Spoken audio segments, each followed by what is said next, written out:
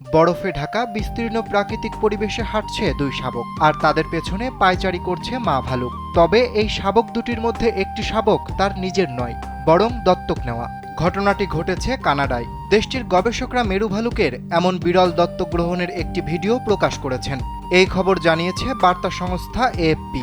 ভিডিওতে দেখা গেছে বন্য পরিবেশে একটি স্ত্রী মেরু ভালুক নিজের গর্ভের নয় এমন একটি শাবকের যত্ন নিচ্ছে। এর আগে বসন্তকালে ওই মা ভালুকটির মুখোমুখি হন গবেষকরা।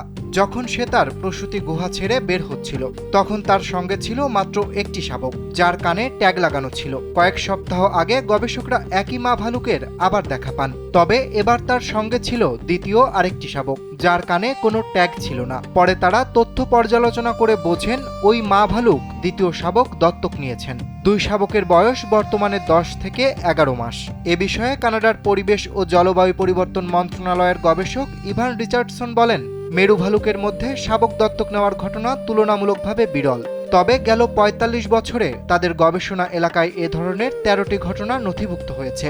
তিনি বলেন, এই স্ত্রী মেরু ভালুকগুলো অসাধারণ মা। তারা স্বভাবগতভাবেই সন্তান লালন পালনের জন্য প্রস্তুত থাকে। যদি কোনো একা শাবক কান্নাকাটি করতে করতে ঘুরে বেড়ায়, তারা স্বতঃস্ফূর্তভাবে তাকে নিজেদের তত্ত্বাবধানে নিয়ে নেয় এবং নিজেদের সন্তানের মতো স্নেহ করে।